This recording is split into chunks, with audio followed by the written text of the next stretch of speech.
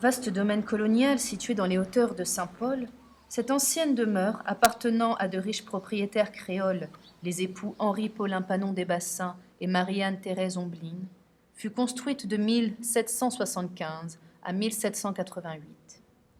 Cette grande bâtisse, inspirée d'un modèle d'architecture de Pondichéry, construite en pierre et en briques, fut achetée par le Conseil général de la Réunion en 1974 afin d'en faire un musée historique.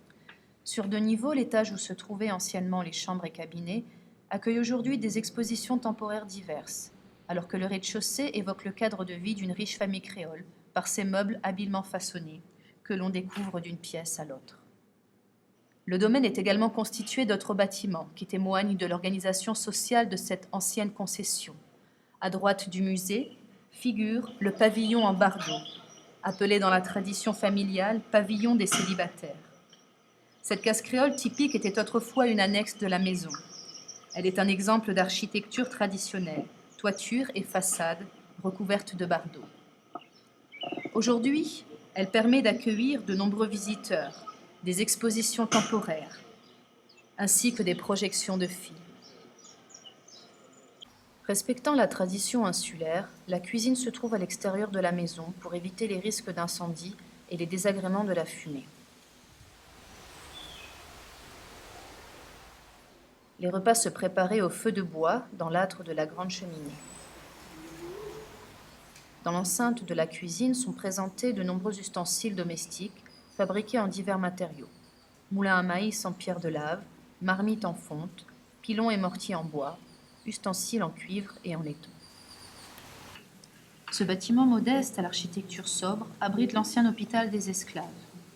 Le testament de Madame des Bassins mentionne en effet l'existence d'un hôpital parmi les nombreux biens se trouvant sur sa propriété. Notons que le décret du 3 juin 1834 portait obligation aux maîtres de construire un hôpital dès lors qu'ils avaient plus de 25 esclaves sur leur propriété.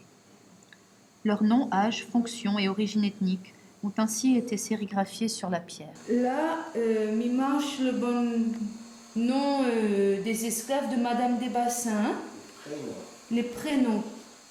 Et pourquoi pas, vous n'avez pas de nom de famille?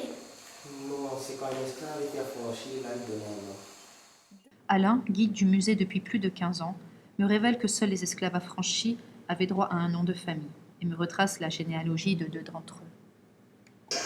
Donc Émilie a eu comme nom Sorez, ici Jean-Baptiste a eu comme nom Puy-Laurent, donc Puy-Laurent qui épouse Forez, Sorez, donc dans la lignée de Puy-Laurent, d'ici, de Villela. Ça explique aussi que les noms étaient donnés, les noms des esclaves en fait faisaient référence à des villages ou des villes de France.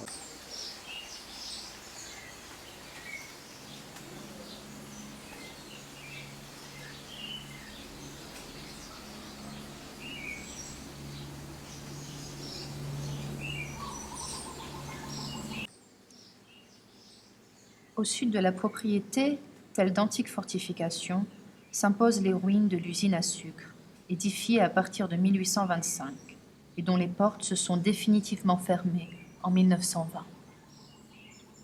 Elle fut conçue pour être une usine modèle pour le quartier de Saint-Paul. Plusieurs campagnes de restauration ont été menées dans les années 90, dans le cadre de chantiers du patrimoine. Bien que visibles depuis l'emplacement du parking, ces vestiges archéologiques de l'époque industrielle ne peuvent se visiter qu'en compagnie d'un médiateur du patrimoine.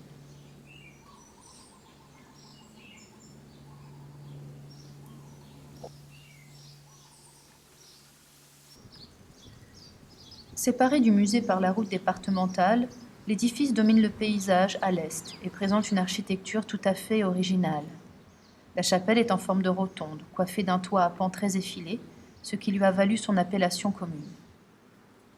Le sanctuaire fut construit à partir de 1841, à l'initiative de Madame des Bassins, afin d'évangéliser ses nombreux esclaves et de permettre aux habitants, résidant à proximité dans les Hauts-de-Saint-Paul, de se rendre de façon plus aisée à un office religieux.